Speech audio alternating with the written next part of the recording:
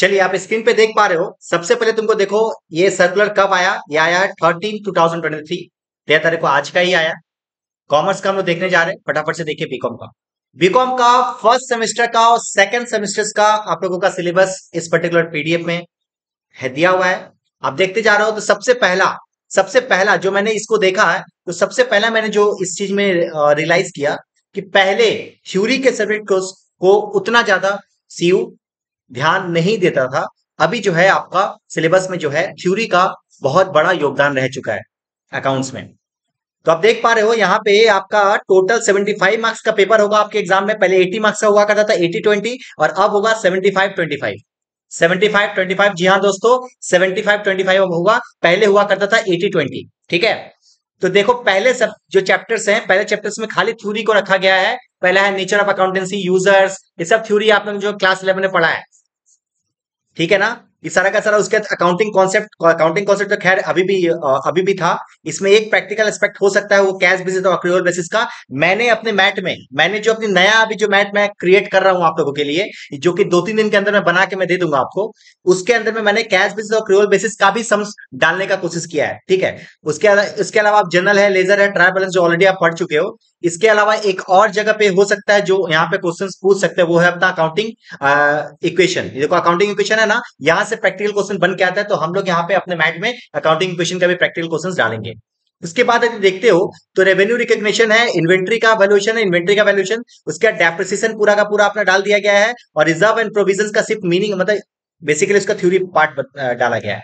उसके capital revenue expenditure क्या होता है, कैपिटल रिसीट और रेवेन्यू रिसीट क्या होता है, वो सब अपने को जानना है। इसके अलावा दो और सब्जेक्ट जो चैप्टर को डाला गया है, वो है अपना, एक तो है अपना सेल्स ऑन अप्रूवल बेसिस, और दूसरा है अपना रेक्टिफिकेशन ऑफ एंट्रीज।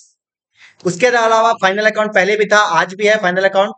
उसके अलावा है, आप देख पा रहे हो, रिसीव पेमेंट अकाउंट, मतलब एनपीओ वाला पोर्शन जो है, वो एनपीओ वाला पोर्शन भी आपको यहाँ पे है। इसके अलावा है सेल्फ बैलेंसिंग सीखा, तो सेल्फ बैलेंसिंग यहाँ पे डाला गया है। ये हुआ अपना पूरा अकाउंटेंसी में।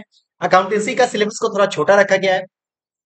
पहले इसमें अच्छे अच्छे चैप्टर हुआ करते थे, कंसाइनमेंट, इंश्योरेंस क्लेम, अलग अलग चैप्टर्स हुआ करते थे। इस सारे चैप्टर्स को अभी ने सीयू ने फर्स्ट सेमेस्टर के सिलेबस से हटा दिया है। जाहिर सी बात है, वो मिलेगा आपको थर्ड सेमेस्टर में मिलेगा, फोर्थ सेमेस्टर में मिलेगा। जैसे ही आपको पीडीएफ, ओ जैसे सीयू रिलीज करता है ना, मैं आपको इस पर्टिकुलर चैनल में आपको बता दूंगा कि कौन सा सब्जेक्ट कौन सा सेमेस्टर में आप पढ़ने जा रहे हो। तो अभी तो आपको समझ में आएगा कि अकाउंट्स का आपका ये सिलेबस है फर्स्ट सेमेस्टर का। इसके अलावा सर, प्रिंसिपल ऑफ मैनेजमेंट, आप देखोगे प्रिंसिपल ऑफ मैनेजमेंट का सिलेबस में ज्यादा कोई चेंजेस नहीं किया, जैसा था पहला पीएम के नाम से था, एकदम सेम सेम सिलेबस को अभी भी डाल दिया गया है। तो उसमें कोई ज्यादा कोई अंतर नहीं है। सिलेबस देखो एक बार, वही एकदम सेम चीज, 75 और 25 मार्क्स का होने वाला है। इसके अलावा तुम देखोगे तो यहाँ पे देखो, माइक्रो इकोनॉमी का में एक बहुत ड्रास्टिक चीज जो देखने को मिला, वो दिख रहा है कि सेमेस्टर का जो एग्जामिनेशन होगा वो होगा 50 मार्क्स का, और 25 मार्क्स का अपना ट्यूटोरियल एग्जामिनेशन होगा। 50 marks and exam and 25 marks का भी है, मतलब टोटल मिलाकर आपका 75 मार्क्स का इकोनॉमिक्स होने वाला। इकोनॉमिक्स का सिलेबस आप देखोगे तो पहला इंट्रोडक्शन है। उसके बाद theory of demand and supply. Demand supply में के अंदर में अपना 2 यूनिट है, पहला है अपना डिमांड एंड सप्लाई, दूसरा elasticity of demand and supply. इसके अलावा कंज्यूमर बिहेवियर है, थ्योरी ऑफ प्रोडक्शन कॉस्ट है, रेवेन्यू एंड मार्केट है। इकोनॉमिक्स का वो सिलेबस है, यदि आपके क्लास 11-12 में यदि आपका इकोनॉमिक्स था, तो जाहिर सी बात है आपने सारा का सारा चैप्टर्स को पढ़ा है। ये हुआ इकोनॉमिक्स की बात। उसके बाद आता है हम लोग entrepreneurship development, ED, entrepreneurship development. Entrepreneurship development अभी आपको पता है कि बीकॉम फोर्थ सेमेस्टर के सिलेबस में डाला हुआ था। अभी उसको अभी ईडीपीई के नाम से था, अब बीई को हटा के सिर्फ एंटरप्रेन्योरशिप डेवलपमेंट को अपना डाल दिया गया है। यूनिट 1, यूनिट 2, यूनिट 3, यूनिट 4 एकदम सेम सिलेबस है जो आपका फोर्थ सेमेस्टर में है। अब आते हैं सेकंड सेमेस्टर के सिलेबस में। सेकंड सेमेस्टर में वही कॉस्ट रखा गया, कॉस्ट का भी एकदम सेम पार्ट 75-25 का। कॉस्ट में भी पहला इंट्रोडक्शन पार्ट है, फिर मटेरियल है, फिर लेबर है, फिर ओवरहेड है, और इसके बाद कॉस्ट स्टेटमेंट, मतलब कॉस्ट शीट है, बस और कुछ भी नहीं। एकदम सिलेबस को बहुत कंसाइज कर दिया गया है मेरे दोस्त। अभी से यदि आप कहीं पे भी हो, यदि आप अभी से ट्यूशन ज्वाइन करोगे, तो आप बहुत अच्छा मार्क्स उठा सकते हो। अभी जो वो जो सप्ली वाला जमेला था ना, टेंशन, वो टेंशन को कम कर दिया सीयू ने, सिलेबस को जारी करके, याद रखना। उसके बाद मार्केटिंग मैनेजमेंट है, मैं सेकंड सेमेस्टर के ऊपर एक अलग से एक वीडियो बनाऊंगा, मैं उसमें उसके बारे में डिस्कस करूंगा। तो अभी आपको समझ में आएगा कि सिलेबस बहुत छोटा कर दिया गया। अभी सिलेबस छोटा से दो टाइप के बच्चे निकल के आएंगे। एक तो बच्चे ये सोचेंगे कि छोटा सिलेबस है, चल बाद में पढ़ेंगे, कोई दिक्कत नहीं है। एक बच्चे ऐसे आएंगे कि जो छोटा सिलेबस है, इसको किस तरीके से मैं पढ़ूं ताकि मैं बहुत अच्छा मार्क्स उठा पाऊं।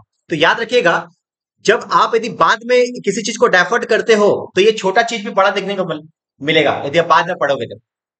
तो छोटा सिलेबस है, इसको इसका फायदा उठाओ, इसको अपॉर्चुनिटी की तरह देखो और अच्छा मार्क्स उठाने की कोशिश करो। तो अभी हम लोग यहाँ पे, मैं अपना बताऊं तो बीकॉम फर्स्ट सेमेस्टर का बैच मैंने ऑलरेडी चालू कर दिया है। इत्तेफाक से मैंने कंसाइनमेंट पढ़ाया था, जो कि ठीक है, कोई दिक्कत नहीं है तो नहीं है। थर्ड सेमेस्टर में मैं बच्चों को फायदा हो जाएगा, कोई इशू नहीं है। बट हाँ, मैंने बैच चालू कर दिया है और मेरा जो एकदम अपडेटेड मटेरियल जो होगा, वो मटेरियल 3 से 4 दिन में मैं रिलीज कर दूंगा। आप हमारे को ज्वाइन कर सकते हो। एकदम डे 1 से मैं एकदम क्रक्स पॉइंट से पढ़ाऊंगा, एकदम एकदम एकदम अकाउंट्स के एकदम बेसिक से पढ़ाऊंगा। ठीक है, एकदम बेसिक से। तो ठीक है, आई होप ये वीडियो आपको समझ में आया होगा। ये वीडियो अपने फ्रेंड्स के साथ आप शेयर करोगे। Thank you.